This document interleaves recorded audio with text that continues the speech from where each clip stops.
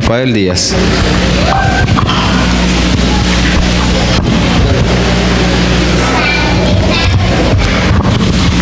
Dios les bendiga, amigos y hermanos. ¿Cuántos se sienten felices por estar aquí? Bueno, la honra y la gloria sea para nuestro Dios. Quiero ver en alto la mano de las visitas que los visitan en esta hora. ¿Cuántos amigos tenemos que no son miembros de la iglesia adventista? Pero hay un buen número. 7 conté. Espero que puedan enterarse más hermanos y más amigos en el transcurrir del tema, ya que bíblicamente empezamos las primeras horas del día santo del Señor, el día de reposo, sábado.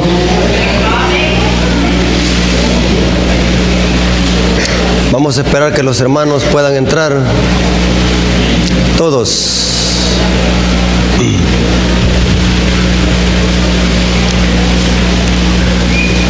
Vamos a estudiar un tema muy interesante acerca del origen de la Iglesia Católica. ¿Cuál es el origen? ¿Cómo es que surgió? Antes de estudiar, quiero que hagamos una oración. Quiero que se pongan de pie para orar. Que Dios sea el autor de este estudio para honra y gloria de Él mismo. Señor bendito que está en el cielo, santificado sea tu nombre. Gracias, Señor, porque estamos en esta tierra celebrando un día sábado más. Que este día sea una delicia para tu pueblo. Y que este estudio, Señor, sea para exaltar tu nombre. Que pueda quedar claro, Señor, que no haya ninguna duda. Y podamos atesorar estas verdades de tu santa palabra para poder impartirlas con otras personas que aún no te conocen. Gracias, Señor, por tus bendiciones. Te lo suplicamos en el nombre de Jesús. Amén.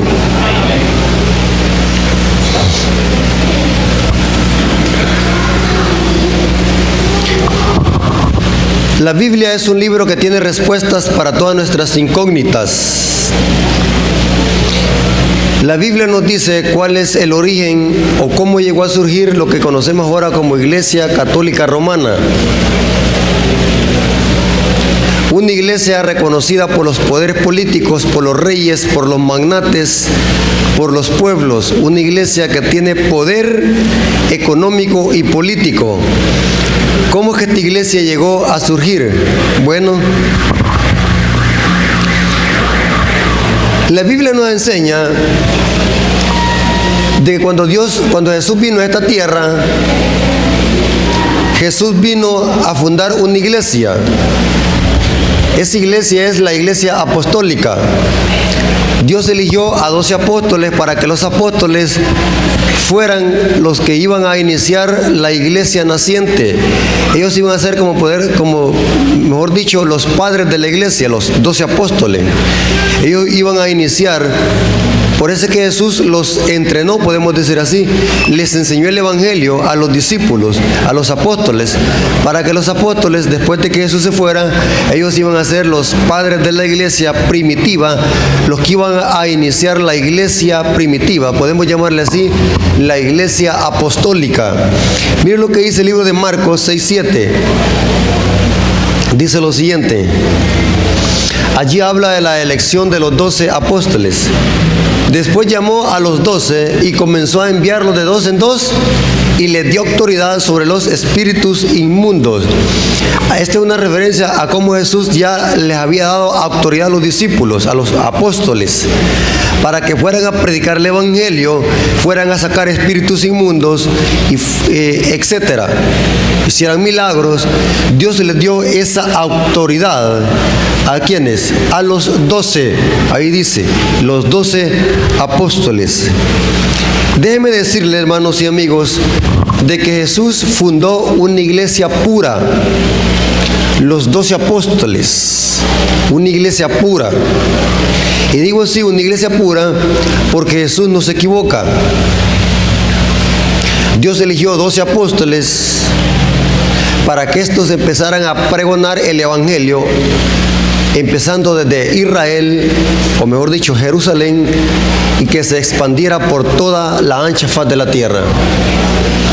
Nosotros como iglesias creemos de que seguimos esa misma secuencia, predicando y pregonando el evangelio que una vez fue dado a los santos apóstoles. No cambia el evangelio, es el mismo evangelio que se ha ido transmitiendo de generación en generación. Dios eligió una iglesia pura, una iglesia que iba a ser fundada sobre la roca que es Cristo, una iglesia que no iba a tener mancha ni arruga, la iglesia apostólica.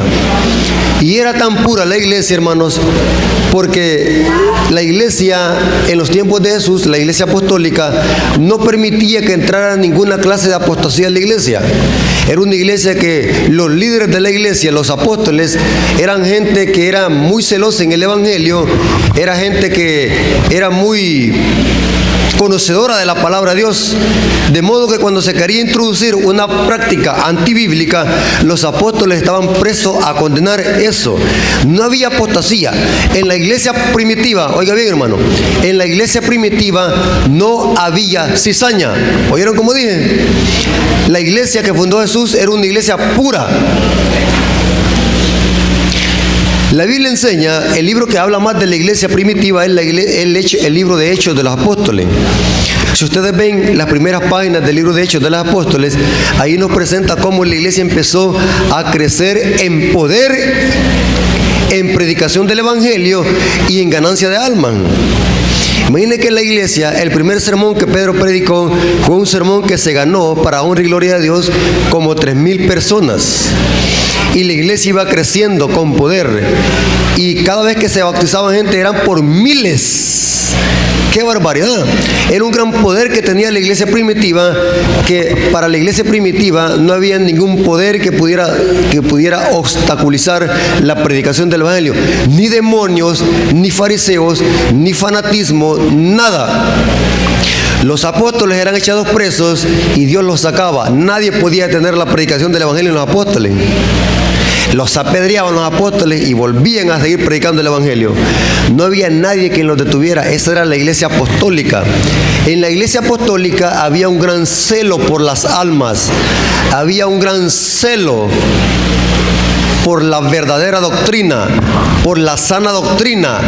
No permitían que se infiltraran falsos maestros ni apostasía en la iglesia. Era una iglesia celosa que conocía las verdades de Dios y la sana doctrina.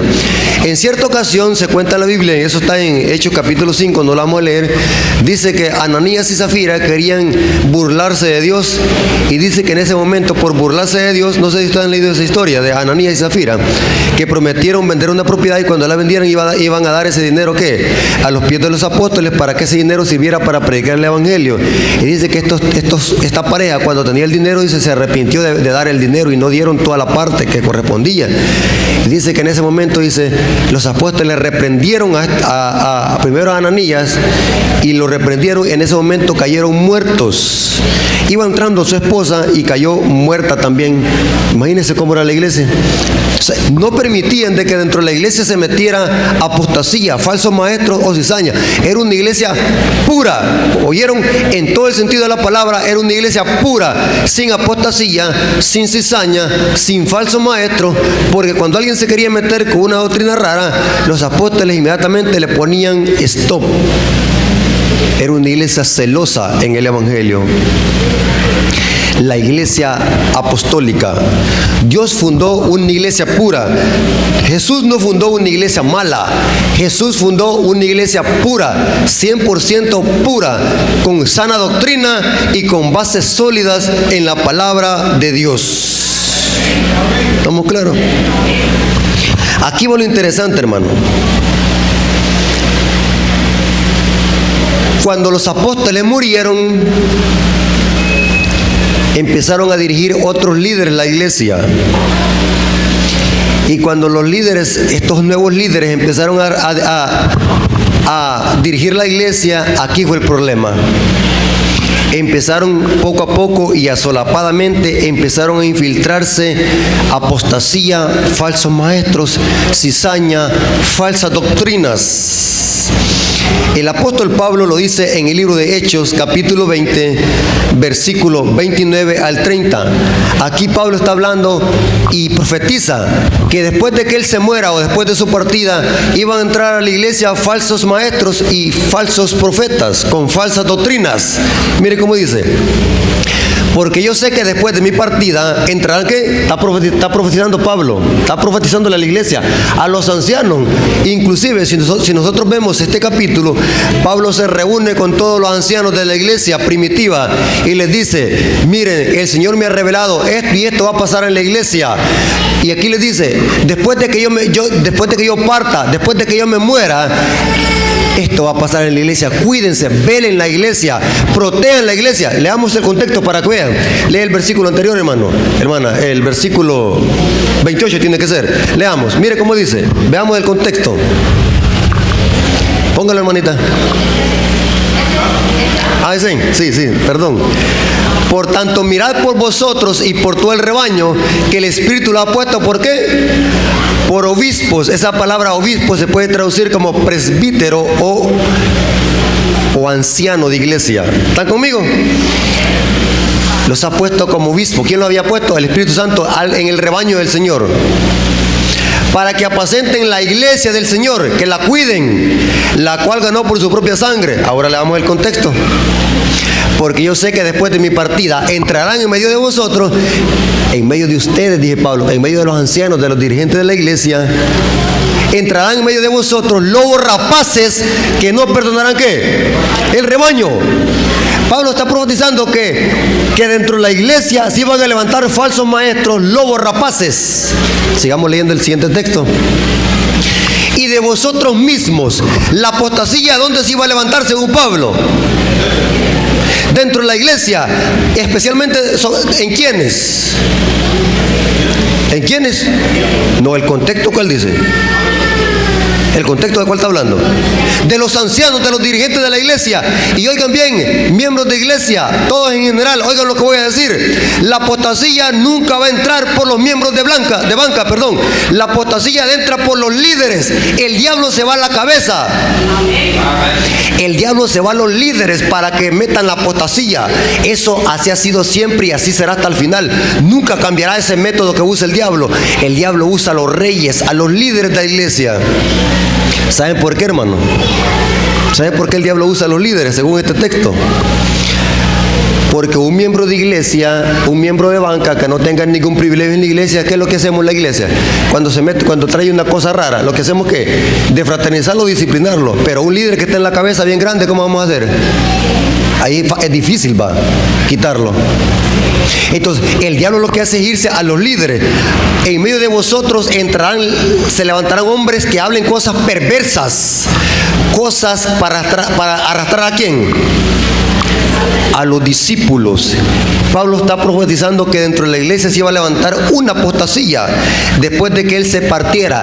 Después de que los discípulos murieron, después de que los apóstoles murieron, el diablo empezó ¿qué? A entrar la apostasía y usó a los líderes de la iglesia, a los ancianos de iglesia, a los obispos. Y hago un paréntesis bien grandote.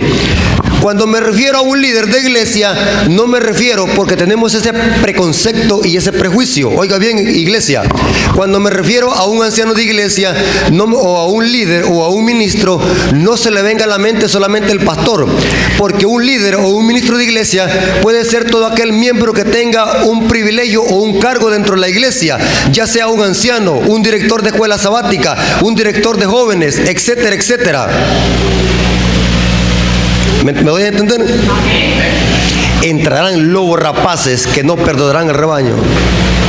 En este contexto Jesús predicó la parábola del trigo y la cizaña. Cuando los hombres dormían, vino el enemigo y sembró ¿qué? La cizaña. Cuando los apóstoles empezaron a bajar a la tumba, el diablo empezó a meter cizaña por medio de los líderes que estaban durmiendo. Los hombres dormían. Esa es una referencia a cuando los líderes empezaron a dormirse en los laureles y empezó a meter el diablo la cizaña a la iglesia, la apostasía. Cizaña en la iglesia siempre ha habido desde que los apóstoles murieron. ¿Oyeron? Voy a leer una cita de Elena de White en Hechos de los Apóstoles, hablando de cómo la iglesia primitiva. Yo creo que esa cita no está ahí. Ve ahí, hermano, no. Bien. Es otra cita. Es Conflicto de los Siglos, página 381. Es así. Es así, va. Observen lo que dice la mensajera del Señor acerca de cómo la iglesia empezó a decaer espiritualmente después de que los apóstoles murieron. Mientras aún vivían los apóstoles, la iglesia permaneció ¿qué? Relativamente pura. Pero hacia fines del siglo II, o sea, después de que los discípulos murieron, la mayoría de las iglesias asumieron una forma nueva. La sencillez primitiva desapareció. Insensiblemente, a medida que los antiguos discípulos bajaban a la tumba, sus hijos, en unión con nuevos convertidos, se adelantaron y dieron nueva forma. Cambiaron los líderes. Mire, está leyendo, hermano. Esto está tremendo. Elena de White lo cita de Robert Robinson, y ahí dice la referencia. Y dice, para aumentar, mire el diablo cómo metió la apostasía en la iglesia. Para aumentar el número de los convertidos, o sea, para llenar las congregaciones, se rebajaron el alto nivel de la fe cristiana. O sea, se rebajó la fe cristiana, las normas cristianas se rebajaron. Y el resultado fue una ola de ¿qué? De paganismo. Cuando la iglesia rebaja las normas, cuando la iglesia dice no hay que predicar la verdad muy fuerte, la verdad, se va a enojar la gente, eso es rebajar las normas, y eso sirve para que la apostasía dentro de la iglesia. Entró una ola de paganismo. Anegó la iglesia, la ahogó, trayendo consigo sus costumbres, sus prácticas y sus ídolos. Oigan, y hasta el día de hoy tenemos apostasía en la iglesia. ¿Sí hay? ¿Existe apostasía en la iglesia o no? Ah, no, ya no va que no. Ya estamos vacunados respecto a eso, va. No, hermano, hoy hay peor. Hoy hay más apostasía que más que nunca, porque la ola va creciendo. La ola entre más va crece hasta convertirse en un tsunami. Ola de paganismo. Y sigue siendo. Una vez que la religión cristiana hubo negado el favor y el apoyo de los legisladores seculares, fue aceptada nominalmente por multitudes. Eso le gusta a la gente. Pero mientras estas eran cristianas, en apariencia, oiga, ¿quién me dice? Muchos permanecieron en el fondo paganos que seguían adorando ¿qué? A los ídolos. Cuando los discípulos murieron, empezó a entrar ¿qué? La ola de paganismo. Mientras los hombres dormían, vino el malo y sembró ¿qué? La cizaña. Tremenda cita lo que dice Elena de White. Empezó a entrar la apostasía a la iglesia y usó a los líderes. Exactamente como dice la palabra de Dios. Exactamente. Y hay más citas. Ahí yo creo que sigue otro pedazo ahí. Siga leyendo ahí de la misma cita. No es esa. Bueno. Voy a leerles una cita bíblica donde se comprueba lo siguiente. Una iglesia se hace prostituta. Eso lo hemos visto en las noches pasadas. Ahora hemos hablado de la ramera, de la prostituta. ¿Saben quién es, va? No hay nada de decirle, va. Ese término prostituta es un término muy delicado que se usa en la Biblia. En la Biblia ese término se usa, o mejor dicho, a una prostituta no se le dice prostituta en términos bíblicos. Explico qué quiero decir. En la Biblia usa ese término prostituta a una mujer que fue fiel, antes no era prostituta, y se convirtió en prostituta cuando dejó su marido. En ese contexto es que la Biblia usa el término prostituta. ¿Entienden? Una mujer que siempre fue prostituta, y si fue prostituta no tiene sentido que le llame prostituta. En el sentido bíblico se aplica este término, una mujer que fue fiel y se apartó del evangelio Y cuando se aparta del evangelio de la iglesia, empezó a meter a su medio prácticas y costumbres paganas. Allí es cuando la iglesia se convierte en prostituta o ramera. Voy a leerles una cita bíblica. Eso está en el libro de Ezequiel, capítulo 16, versículo 28 al 33. ¿Me comprendieron, hermano? ¿Cuándo es que una iglesia se hace ramera o prostituta? Cuando se aparta de la sana doctrina y empieza a introducir a su medio, ¿qué? Prácticas y costumbres, ¿qué? Paganas. Vamos a corroborarlo.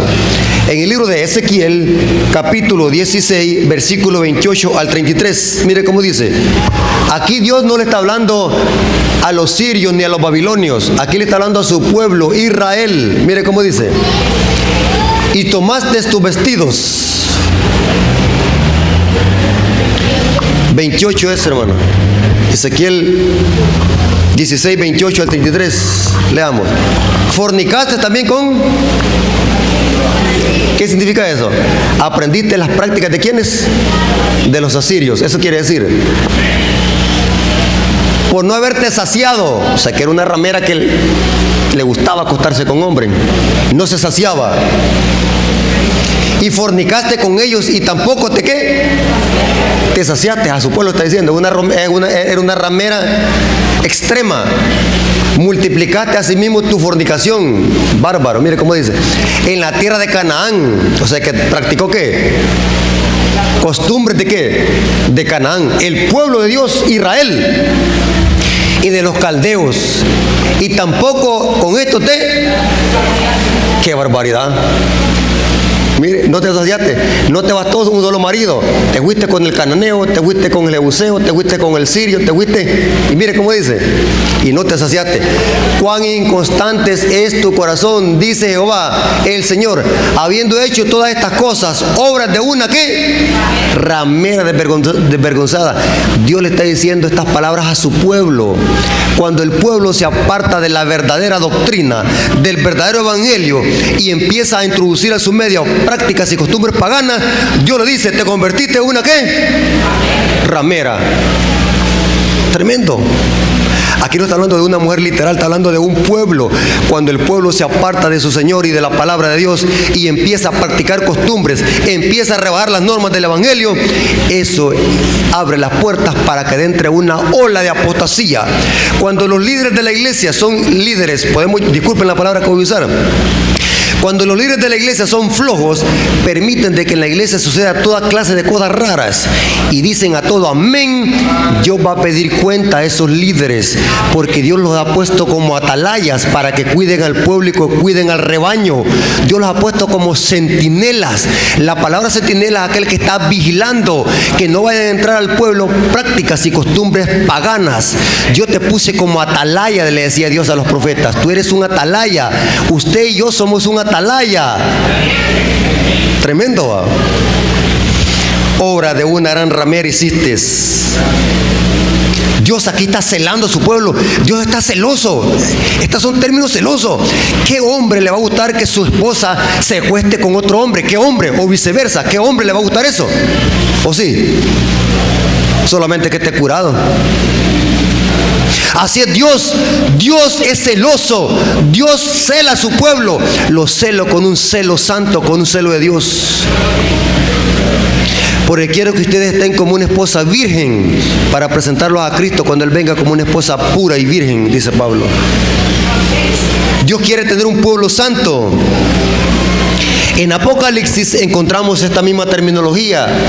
Apocalipsis capítulo 17, versículo 1 al 5. Significa que en Apocalipsis está hablando de una iglesia que por un tiempo fue pura, pero se corrompió. Apocalipsis capítulo 17, versículo 1 al 5. Vino uno de los 7 ángeles que tenía las 7 copas y habló conmigo diciéndome: ven acá y te mostraré la sentencia contra ¿qué? La gran ramera. Significa que esta era una mujer que era fiel, pero se acostó con otros amantes. Ya vamos a ver con quiénes fornica. Contra la gran ramera. La que está sentada sobre ¿qué? Muchas aguas. con la cual fornican los reyes de qué? De la tierra. Es una iglesia que se inmiscuye con la política. ¿Está conmigo? Y los moradores de la tierra se han embriagado con el vino de su... ¿Qué es el vino? ¿Pero qué es el vino de Babilonia? ¿Cómo? ¿Alguien que tenga valor de decirme? ¿Sí qué es? Pues es vino furor, pero ¿qué representa? Eso lo expliqué. Hermano, ya se les olvidó. No haya sido de por gusto venir a dar este seminario de 2 meses, 2 semanas. Falsas prácticas y falsas doctrinas representa el vino de Babilonia. ¿Se acuerdan de ese tema que estudiamos? ¿O ya se les olvidó? Vino de Babilonia. Y sigue diciendo: y me llevó el espíritu al desierto y vi una mujer sentada sobre una bestia escarlata, llena de nombres de blasfemia, que tenía 7 cabezas y 10 cuernos. Y la mujer estaba vestida de púrpura y escarlata. Solo imagínense qué iglesia usa estos colores: púrpura y escarlata, rojo y azul. Y adornada de oro, de piedras preciosas y de perlas. Tenía en su mano un cáliz de oro lleno de abominaciones de la inmundicia de su fornicación, que es lo mismo que el vino de Babilonia o falsa doctrina. Sigamos leyendo. Y en su frente un nombre escrito, un misterio: Babilonia, la grande, la madre de las rameras y de las abominaciones de ¿qué? De la tierra. En Apocalipsis se describe a una iglesia apóstata, una iglesia ramera, una iglesia que fornica con los reyes de la tierra, etcétera. ¿Estamos claros? Conflicto de los siglos, página 380. Conflicto de los siglos, página 380.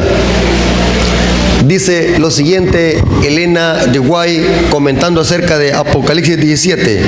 Mire cómo dice, ahí está, es correcto. Oiga cómo dice. Se dice que Babilonia es la madre de ¿qué? De las rameras. Sus hijas deben simbolizar las iglesias que se atienen a sus doctrinas y tradiciones. ¿Quiénes son las hijas? Las otras iglesias que practican las mismas enseñanzas que la madre. ¿Estamos claros?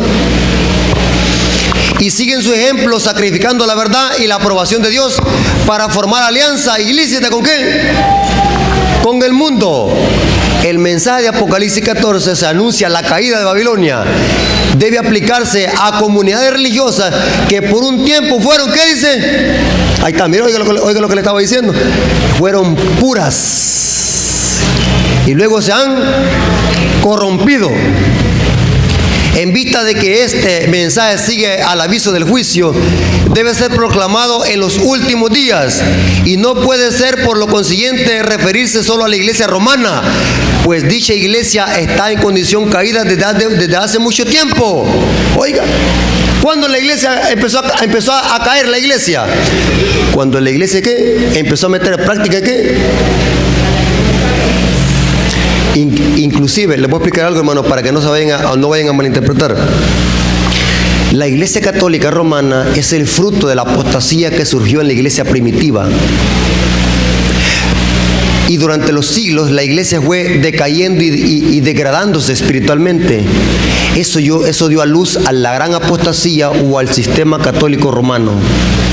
La iglesia católica es el fruto de la apostasía primitiva. ¿Está conmigo? El degradamiento de la iglesia primitiva por meter a su medio prácticas y costumbres paganas. Esto lo puede ver, tengo una serie sobre los sellos y las trompetas. Los sellos reflejan la decadencia espiritual de la iglesia primitiva. El caballo blanco representa la iglesia de Éfeso, la iglesia pura. Cristo venciendo por medio de la iglesia, conquistando almas. El caballo negro representa cómo la iglesia empezó a degradarse. El periodo de la iglesia de los emperadores, cuando empezaron a meterse a la iglesia prácticas y costumbres paganas, la adoración a ídolos. ¿Me voy a explicar? La iglesia católica es el fruto de la gran apostasía de la iglesia primitiva. Y hoy en día tenemos la iglesia romana, nada de cristiana. Y ellos mismos lo dicen, somos la iglesia católica romana, porque sus raíces las tienen ¿a dónde? En Roma. Nada que ver con cristianismo, son romanos, claramente.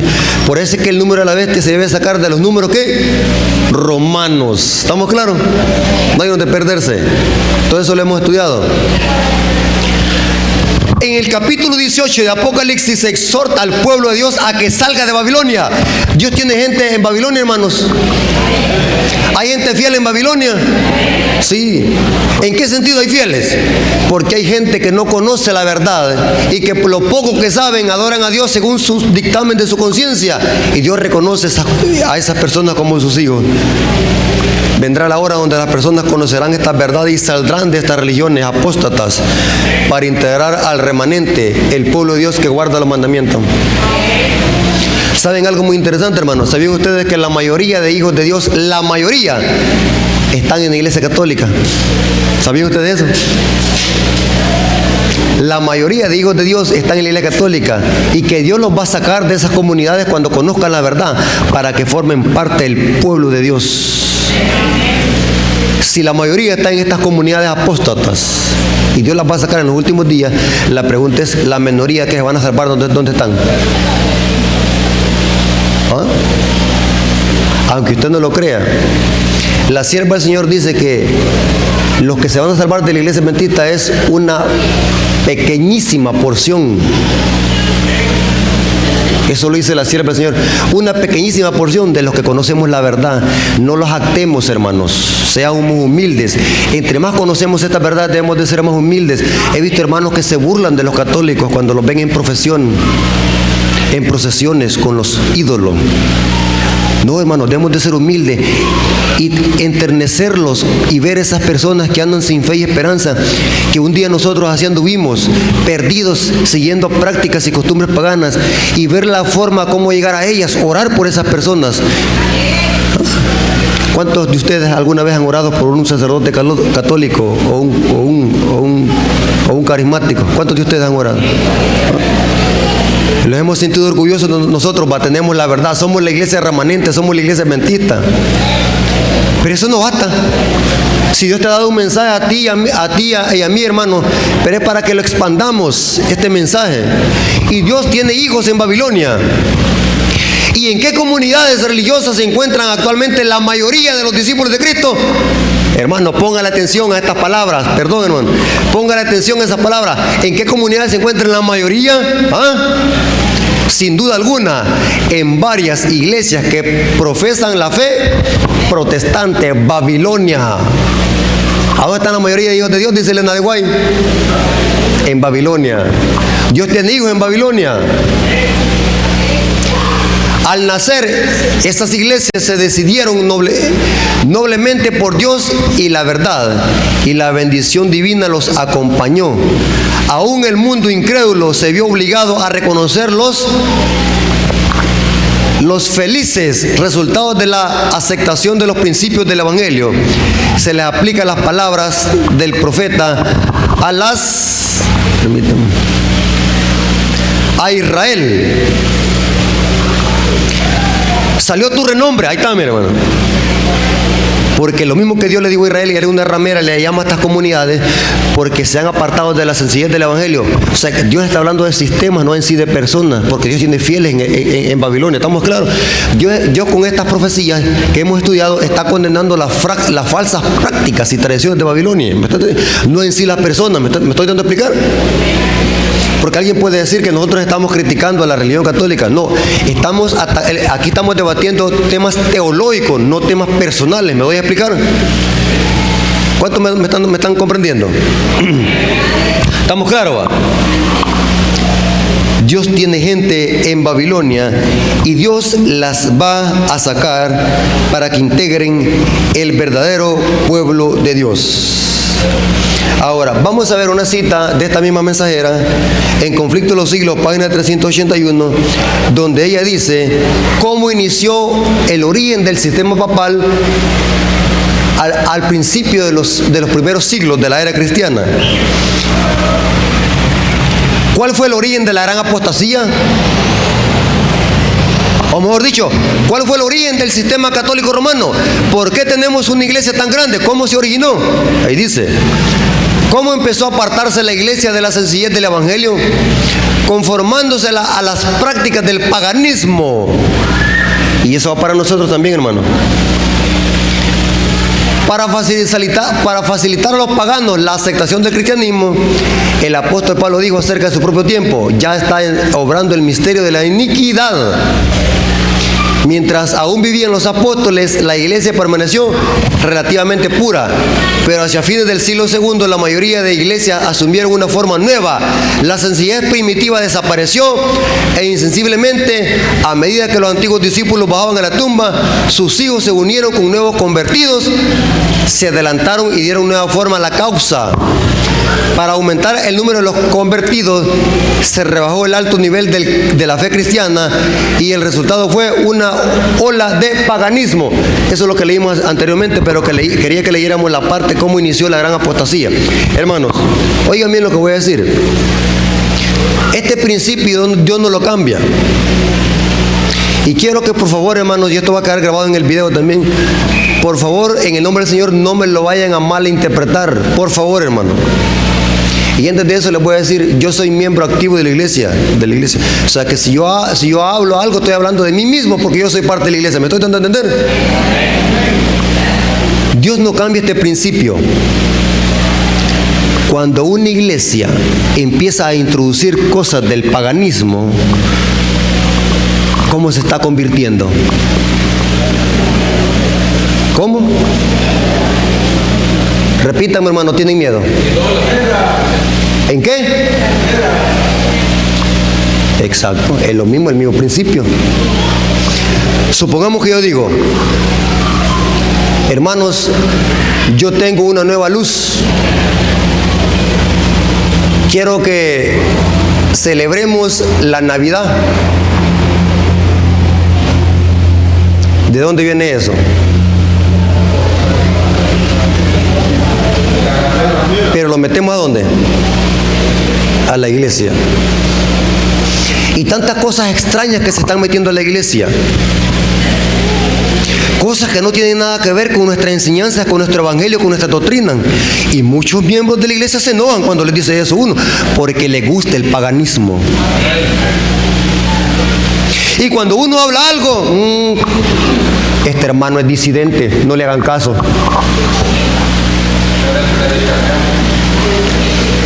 Aunque la Biblia, mire hermano, ya no me diga disidente, ya no me maltrate, por favor. Léalo en la Biblia. No, pero usted es disidente, aunque lo diga la Biblia, pero usted es disidente siempre. O sea, nos hemos conformado a una ola de paganismo y tratamos de ocultar el paganismo dentro de la iglesia con un manto, una cortina de humo. Y para justificar lo que estamos haciendo, atacamos al mensajero y le empezamos a calumniar cosas que no son. Este hermano es apóstata.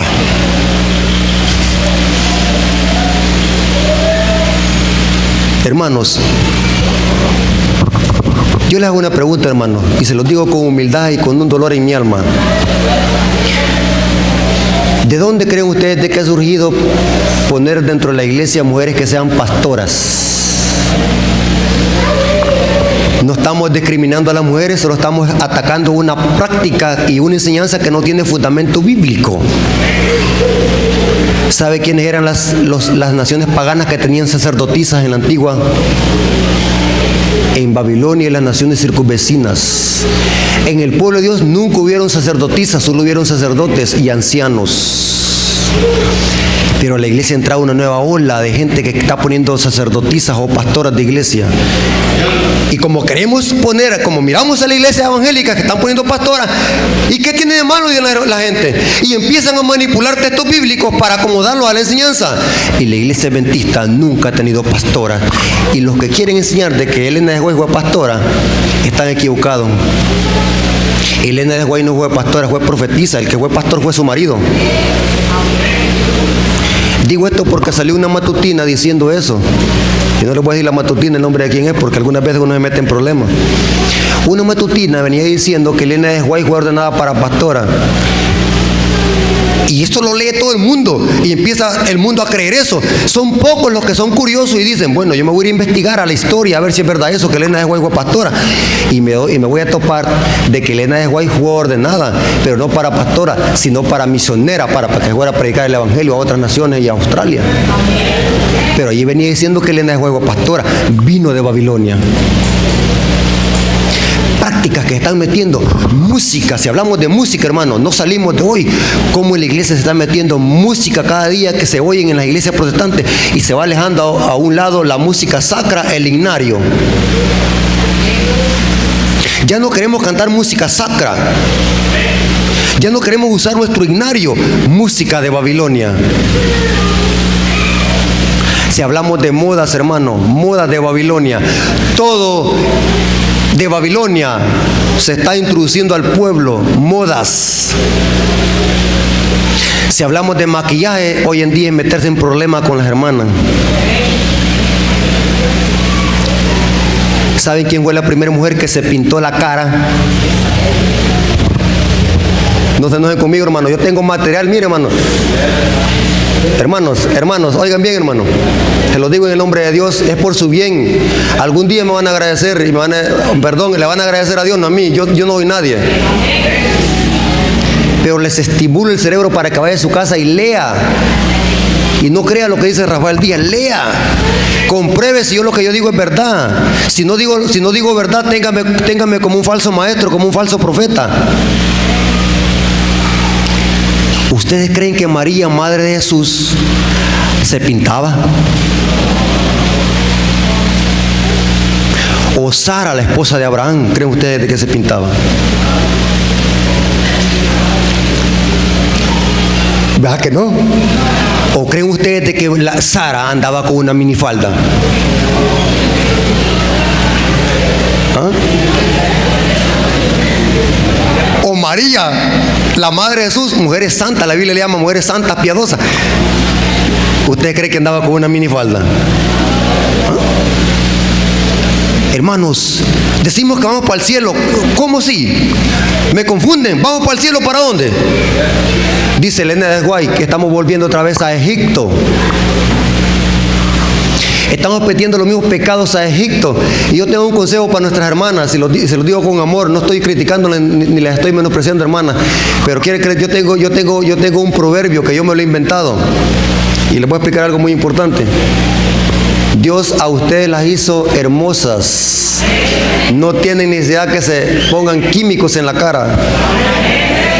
Dios las hizo hermosas, y si un hombre las va a querer tal como es, no por su físico ni por la pintura. Porque si es por la pintura, el primer día que se casen y las vea en la mañana, van a ir corriendo. Sí, yo les digo por experiencia. Yo les digo, no es para que se rían, esa es una gran verdad. Lean, infórmense. Hoy en internet, con 2 horas que le pongan al teléfono, se va a informar en el internet. Los científicos dicen de que el polvo, el químico del polvo, mata la epidermis y la dermis. Con el tiempo las personas van perdiendo el color, y eso es verdad. Una mujer que se maquille y al no maquillarse se ve como que si fuera algo, ¿qué podemos decir así? En mi pueblo usan un término, en mi pueblo, tecoluca, ¿sabes cómo somos tecoluquenses, va? Somos algo indito ahí para hablar. En mi pueblo usamos un término, pura papaya tierna. Sí.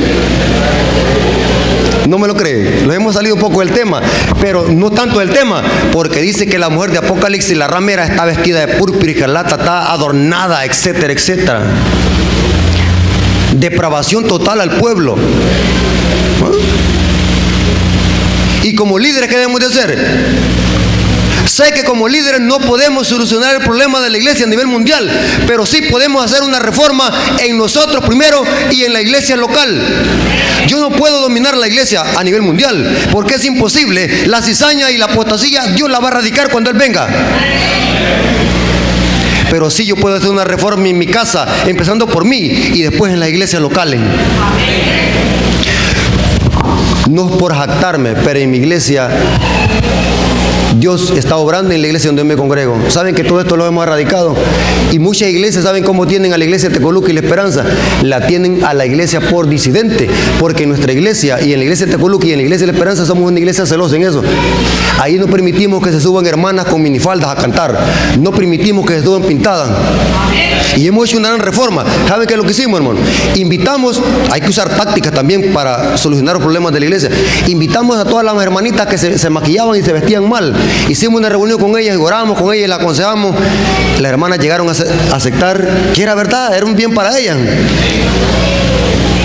Y mire qué gran cambio en la iglesia hoy. Hay poco a poco, la iglesia va para adelante. Pero lo que le quiero decir, hermano, cuando los líderes permitimos de que dentro de la iglesia se introduzcan cosas que no tienen nada que ver con el evangelio, la iglesia, ¿qué valor tenemos de reclamarle o predicarle a un católico si un católico los va a sacar las cosas en la cara? Y se los compruebo.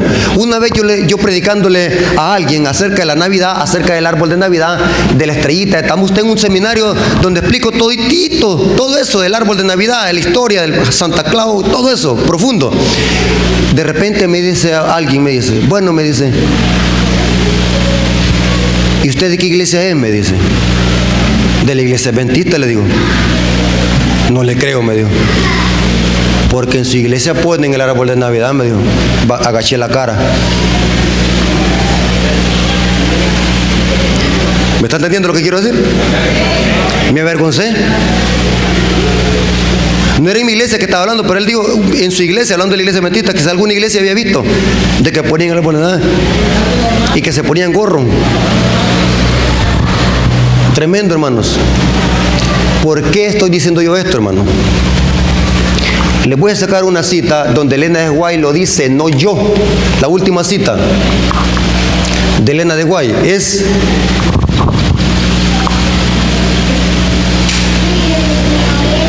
alza tus ojos. Página 130.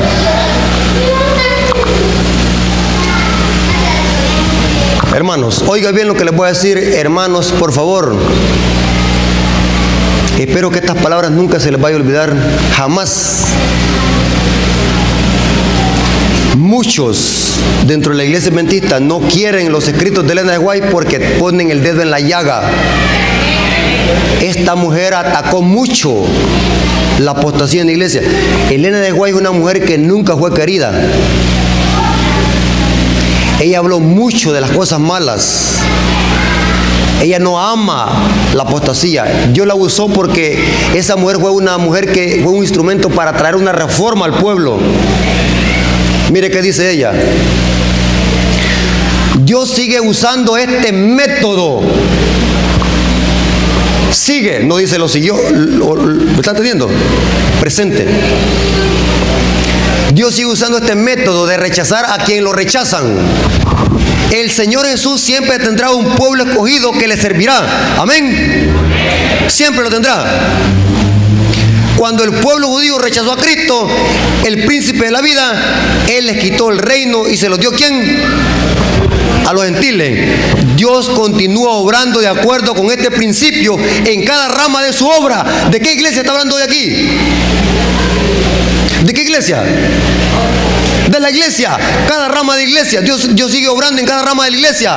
Cuando la iglesia demuestra que es infiel a la obra del Señor, no importa cuán alto sea y sagrado pueda ser su llamado. Oiga, hermano, lo está diciendo la mensajera del Señor, no Rafael Díaz. Anote esta cita, hermano. Dios no puede seguir trabajando con ella, con esa iglesia. No importa que esa iglesia sea bien alto el llamado que se le ha hecho. Pero si esa iglesia se aparta de la sencillez del evangelio, Dios no sigue obrando por medio. Dios no puede seguir trabajando con ella. Otros son escogidos entonces para llevar importantes responsabilidades. Oiga bien, líder de iglesia. Oiga bien, miembro de la iglesia. Si usted es infiel en la obra del Señor, Dios lo va a quitar tarde o temprano y va a poner a otro que sí le sirva. ¿Qué eso quiere decir? Pero si estos a su vez no purifican sus vidas de toda acción errónea, si no se establecen principios puros y santos en todos sus límites, entonces el Señor los afligirá y humillará dolorosamente, y a menos que se arrepientan, los quitará de su lugar y hará que sean un baldón. La mensajera del Señor. ¿Están notando? Dios sigue obrando. Mire, hermano, algunas veces nosotros nos quejamos: ¿por qué Dios no obra en la iglesia? ¿Por qué hay iglesias muertas? ¿Por qué Dios no los bendice en la ganancia de alma? Es porque nosotros de alguna manera nos hemos apartado de las verdades de Dios y del Espíritu Santo. Dígame usted, hermano, y seamos sinceros y claros, hagámoslos un examen de conciencia. ¿Creen ustedes de que Dios va a obrar en un corazón sucio? ¿Creen ustedes de que Dios va a obrar en un corazón donde acaricia el pecado y la mundanalidad? ¿Cree usted que Dios va a obrar así? ¿Saben ustedes por qué Jesús al principio, antes del Pentecostés, Jesús sopló a sus discípulos, les sopló el Espíritu? Y en el Pentecostés les volvió a dar el Espíritu. El Espíritu Santo fue dado de dos maneras diferentes. Antes del Pentecostés fue dado a los discípulos para que los discípulos fueran vaciados de tanta mundanalidad. Fueron vaciados. Y en el día del Pentecostés fueron llenos. Para que algo sea lleno, para que un vaso sea lleno, ¿qué tiene que estar el vaso? Vaciado, vacío. Leen su Biblia. Recibir el Espíritu. Los discípulos fueron vaciados de ego, del orgullo, de tanta mundanalidad que había en la iglesia. Y cuando el Pentecostés vino, había una iglesia pura, y Dios obró por medio de la iglesia para la ganancia de almas. Y esa es la clave para que la iglesia prospere hoy en día, que la iglesia se pueda someter a la voz del Espíritu Santo. Pero para eso tenemos que apartarlos de tanto paganismo y tanta mundanalidad. Pero algunas veces queremos vivir las dos vidas, y ese es el mensaje de la iglesia de la Odisea. Ese es el mensaje de la iglesia de la Odisea. Una iglesia tibia, que no se decide si es ni bien ni mundana ni cristiano de un solo. Es iglesia tibia, entre las dos vidas vive. Ni es ni mundano ni es buen cristiano. Iglesia tibia. Hermanos, Jesús nos ha llamado con un propósito. Y ese propósito es para que seamos luz, no para que seamos tinieblas. Tú y yo somos luz, y de alguna manera ejercemos alguna influencia ante los que lo rodean, ya sea para bien o para mal. A ti te ha elegido para que prediques estas hermosas enseñanzas antes de que eso venga por segunda vez. ¿Qué estamos haciendo como iglesia? ¿Qué estamos haciendo para preparar el reino de los cielos? ¿Somos luz o somos tinieblas? ¿O necesitamos que se los haga discípulos otra vez a nosotros? Como venía hablando una vez la lección de escuela sabática, que muchas veces nosotros queremos discipular a la gente cuando los primeros que necesitan ser discipulados son los líderes, decía la cartilla. ¿Se acuerdan de esa cartilla? Que había que discipular primero a quiénes, a los líderes, ¿ah? Y después a la iglesia. Y cuando la iglesia esté discipulada, va a poder hacer discípulos, ¿ah? Es una cadena. Y nosotros queremos mandar a hacer discípulos. Iglesia, salgamos a predicar, cuando los primeros que necesitamos que seamos discípulos somos nosotros. ¿Se acuerdan de la cartilla? El discipulado. Me gustó esa cartilla, en mi iglesia la saboreamos. Los primeros que tienen que ser discipulados son ¿quiénes? Los líderes. Hay que hacerlos discípulos del maestro. Y solamente así podemos nosotros ganar almas para el reino de los cielos. Yo quiero hacer un llamado para las visitas, los que no son miembros de la iglesia. ¿Cuántos de los que están aquí presentes, de las visitas digo, de los hermanos que no son miembros de la iglesia, quieren decirle al Señor: yo quiero formar parte de la iglesia adventista y quiero entregarme a ti por medio de las aguas bautismales? Me estaban informando, hermanos, que mañana o hoy también van a haber bautismos. El pastor está preparándose para bautizar. No hay que postergar la decisión, hermano. Entreguemos nuestro corazón a Jesús. Hagámoslo por medio del bautismo. Yo sé que muchos hermanos que están viniendo aquí a la conferencia y muchas visitas no son nuevos, conocen mucho, se les ha enseñado la Biblia, han aprendido la fe de Jesús, muchos hermanos los han estado adoctrinando. Significa que no es tarde para hacer una decisión. ¿Cuántos de nuestros amigos que están aquí quieren pasar aquí al frente y decirle al Señor, Señor, yo quiero formar parte de tu remanente? Yo quiero verlos a nuestros amigos, ancianos, pueden ponerse aquí. Vamos a invitar al pastor que...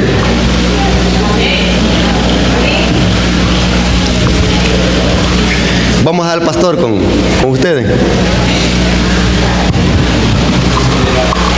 Orar de una vez primero para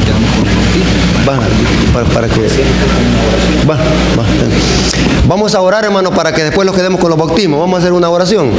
Póngase de pie, vamos a orar.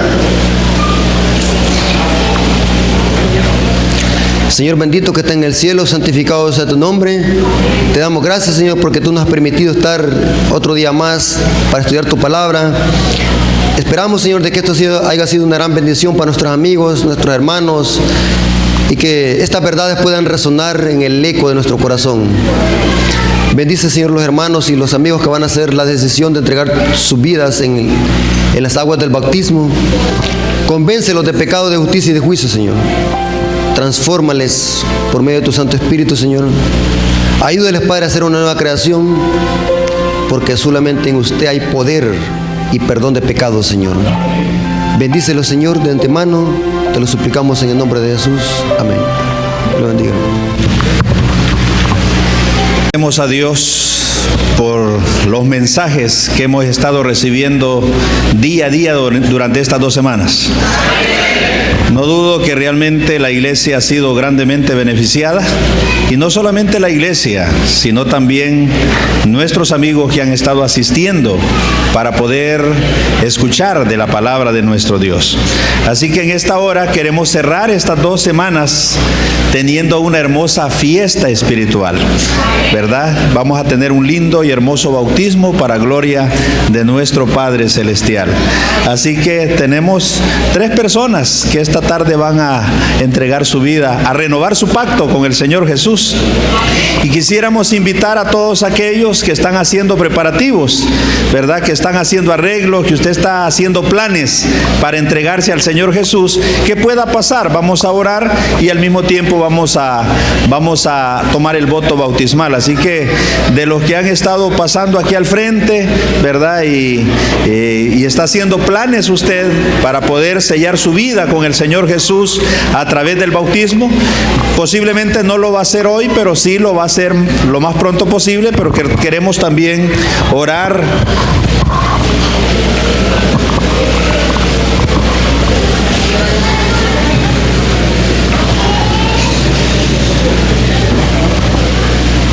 Levantado.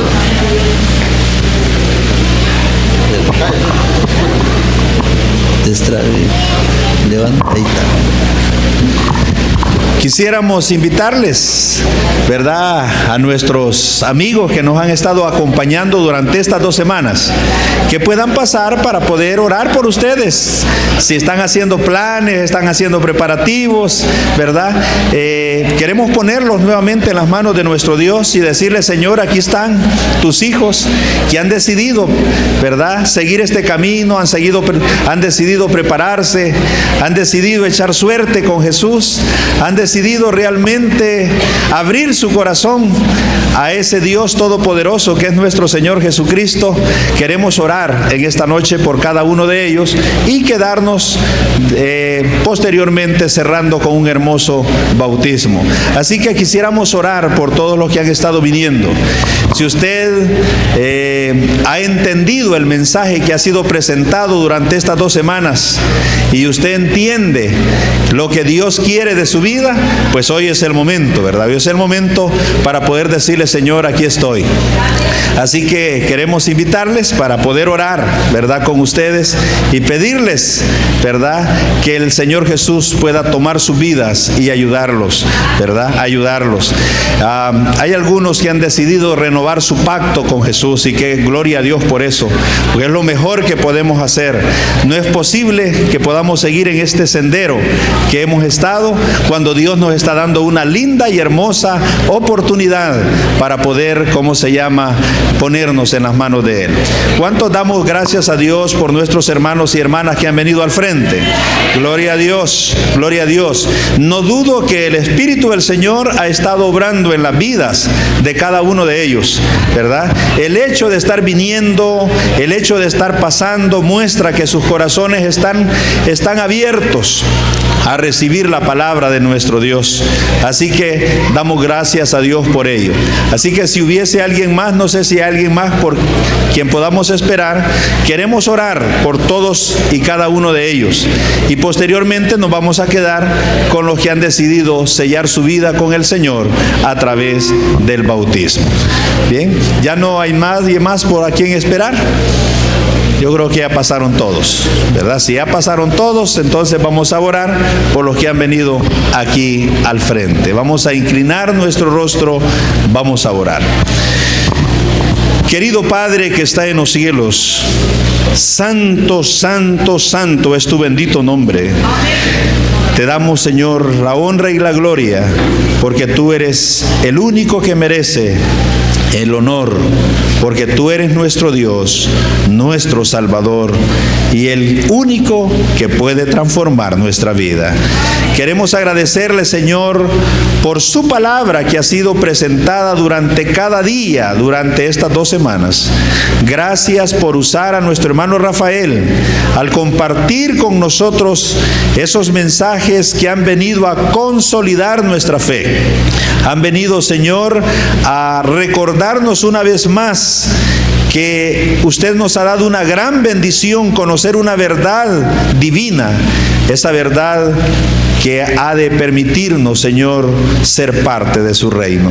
Gracias también por todos nuestros amigos y hermanos que nos han estado acompañando día a día. No dudo, Señor, que usted ha hecho la obra a través de su Santo Espíritu en ellos. Ha despertado, Señor, el interés de poder, Señor, caminar en este sendero. Y ahora, Señor, muestra de ello es que aquí al frente tenemos un buen número de hijos suyos que han abierto su corazón a Cristo Jesús.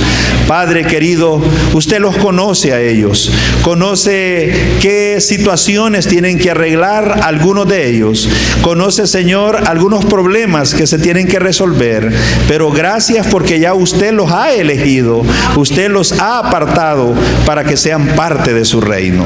Ayúdales a aquellos, oh Dios, que tienen alguna dificultad a que puedan arreglarlo lo más pronto posible. Señor, pero desde ya queremos depositar en sus manos a cada uno de ellos. Tómalos, Señor, en sus brazos de amor. Recíbelos, Señor, como sus hijos. Y permite, Señor, que antes que sea demasiado tarde y lo más pronto posible, todos ellos puedan sellar su vida con usted a través del bautismo. Señor, que es la puerta de entrada a la iglesia y la puerta de entrada al reino de los cielos. Bendígalos, oh Dios, en sus manos los depositamos y desde ya también queremos pedir que bendiga esta ceremonia bautismal que vamos a tener. Bendiga a nuestros hermanos que han decidido renovar su pacto con usted, Señor, y ellos lo hacen para honra y gloria de su bendito nombre. Oh Señor, si de entre los que han venido al frente hay alguno que no tiene ningún obstáculo, ninguna dificultad, Señor, para poder también entregar su vida a Jesús a través del bautismo, que usted impresione desde ya su corazón y esté dispuesto también a hacerlo para gloria suya. Oh Señor, gracias, en sus manos nos depositamos. Bendíganos en el nombre de Jesús. Amén, amén, amén. Bien, que Dios me los bendiga a todos los que han venido al frente. Nos quedamos con los que van a ser bautizados en esta hora, ¿verdad? Que es nuestra hermana Sonia, su muchacho y nuestro hermano Jarquín. ¿Cuántos damos gloria a Dios por eso? Amén. Ellos han venido para renovar su pacto con el Señor Jesús, ¿verdad? Voy a hacerles las preguntas. Levantan su mano derecha en muestra que están de acuerdo y luego vamos a pasar a la ceremonia del bautismo. ¿Creen ustedes en Dios el Padre, en Jesucristo su Hijo y en el Espíritu Santo? Amén. Gloria a Dios. ¿Aceptan ustedes al Señor Jesús como su Salvador, el único que perdona sus pecados y les va a dar la salvación? Amén. ¿Creen que la Biblia sigue siendo la regla de fe y de práctica para nosotros y la luz que va a iluminar nuestro camino? Amén. ¿Creen que Jesús viene pronto por segunda vez y es su deseo prepararse y ayudar a que otros puedan hacerlo? Amén. ¿Creen también que Dios nos habla de vivir una vida de obediencia a través de sus mandamientos que están vigentes y es su propósito seguir obedeciendo estos mandamientos, incluyendo el sábado como día del Señor? Amén. ¿Creen también que su cuerpo es templo y morada del Espíritu Santo y es su propósito cuidar su cuerpo, absteniéndose de todo aquello que pueda contaminarles en comida o en bebida? Amén. ¿Creen que la iglesia es el cuerpo de Cristo organizado y que debemos sostener la iglesia con nuestra influencia, nuestro testimonio, nuestros diezmos y nuestras ofrendas? Amén. Consideramos también que uno de los dones maravillosos que hemos recibido como iglesia es el don profético que nos sirve como luz para poder guiarnos en este camino. ¿Creemos eso? Amén. Creemos también que en el bautismo por inmersión, y es nuestro deseo hacer ese testimonio público como Jesús lo manda, conscientes de que queremos renunciar a todo el mundo y el pecado para vivir una vida nueva. Amén. Creemos que la iglesia adventista es la iglesia remanente y estamos de acuerdo con sus enseñanzas y deseamos ser aceptados como miembros dentro de ella. Amén. Gloria a Dios.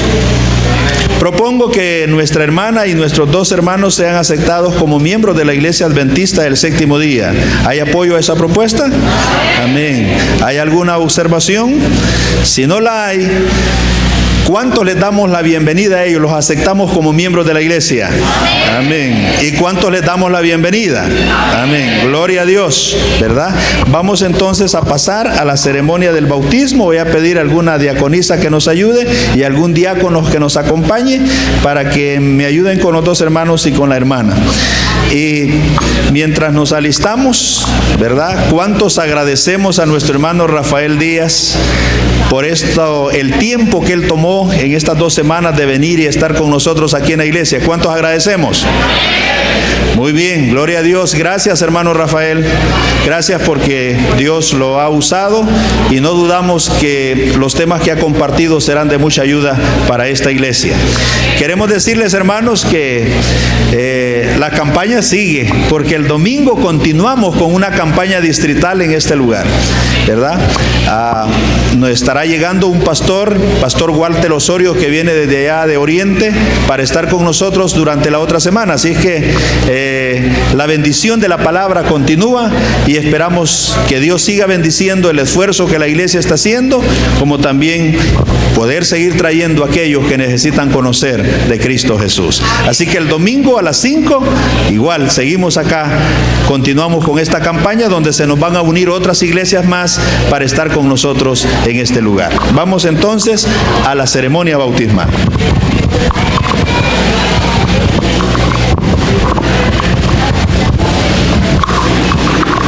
Vamos a entonar el himno 270.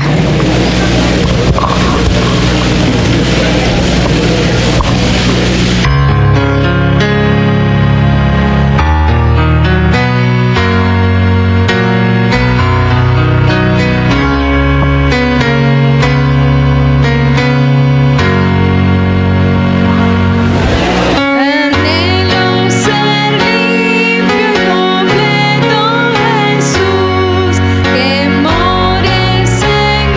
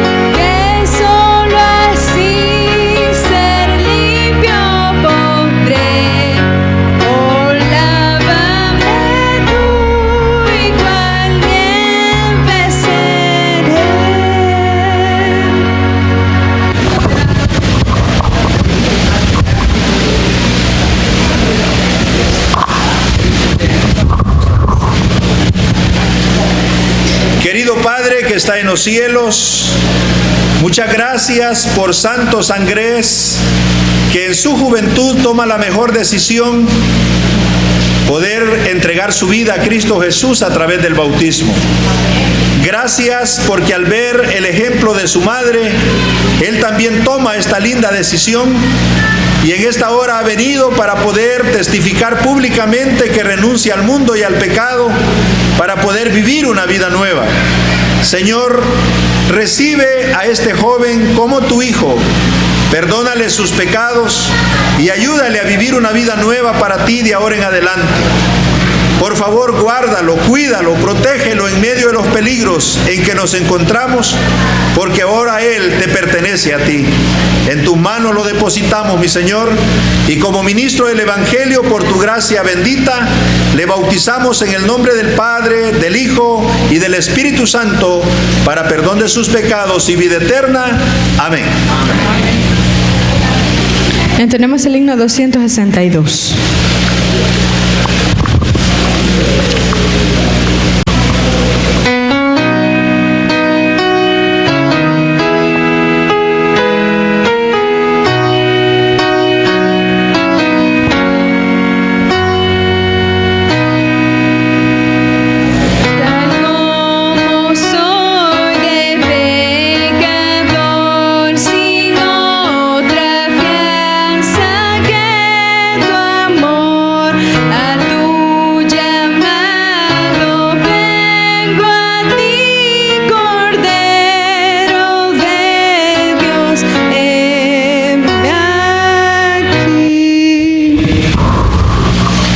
Nuestro Dios y nuestro Padre que está en los cielos, muchas gracias también le damos, oh Dios, porque aquí está su hija, nuestra hermana Sonia, que ha venido, Señor, también para poder renovar su pacto con usted a través del bautismo. Señor, quiero ponerla en sus brazos de amor, para que usted nuevamente, Señor, pueda abrazarla, estrecharla con esos brazos de amor, de salvación que usted tiene para con nosotros. Quiero, Señor, pedirle que le ayude para que ella pueda también servir de testimonio en su familia, para que otros también puedan venir y renovar su pacto con usted a través del bautismo. Gracias porque usted puso en su corazón ese deseo, ha obrado a través de su Santo Espíritu y ella viene feliz, contenta a renovar ese pacto que la une, Señor, con el reino de los cielos. En esta hora, Señor, quiero suplicar su bendición para ella, que le permita vivir una vida de obediencia de acuerdo a su voluntad y que pueda, Señor, en todo momento acompañarla en su vida cristiana. Como ministro del Evangelio, por su gracia bendita, tenemos el privilegio de bautizarle en el nombre del Padre, en el nombre del Hijo, en el nombre de su Santo Espíritu, para perdón de sus pecados y vida eterna. Amén. Amén.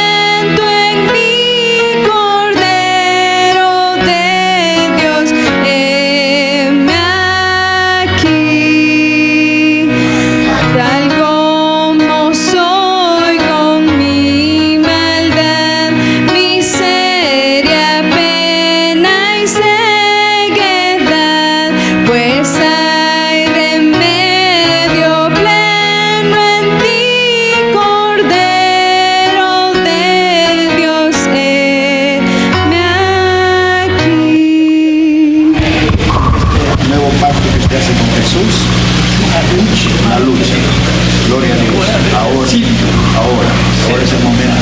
Gloria a Dios. El Señor Jesús lo recibe como su hijo, le perdona sus pecados y a caminar en el último taller que Él nos hará. Gloria a Dios. Gloria a Dios. Vamos a orar. Hermano, su nombre es Daniel Jarquín. Querido Padre que está en los cielos, muchas gracias, mi Señor, porque aquí delante de ti está nuestro hermano Daniel Jarquín, Él, Señor, ha venido siguiéndote, ha tenido algunas complicaciones y él ha entendido, Señor, que hasta aquí usted lo ha ayudado, lo ha bendecido, pero él también entiende que no puede seguir sin renovar su pacto con Cristo Jesús a través del bautismo. Por eso él en esta hora ha venido, Señor, con un corazón contrito, humillado, reconociendo, Señor, que solo en Jesús hay perdón de pecados y hay vida eterna. Y en esta hora, Señor, Él viene para dar testimonio público que renuncia al mundo, renuncia al pecado, aquello que no te agrada a ti, Señor, para poder vivir una vida nueva, una vida de obediencia a tus santos mandamientos. Oh Dios, ayúdalo, recíbelo, Señor, perdónale sus pecados y permítele que los años que tú le vas a regalar, Él pueda, Señor, ser fiel a ti, pueda servirte, Señor, para gloria tuya. En tus manos lo depositamos, mi Señor, confiando en que usted, que es un Dios maravilloso, en esta hora, oh Dios, lo recibe nuevamente para poder hacer de él una nueva criatura para el reino de los cielos. En esta hora, como ministro del Evangelio, por su gracia bendita, le bautizo en el nombre del Padre, en el nombre del Hijo y en el nombre del Espíritu Santo, para perdón de sus pecados y vida eterna. Amén. Amén.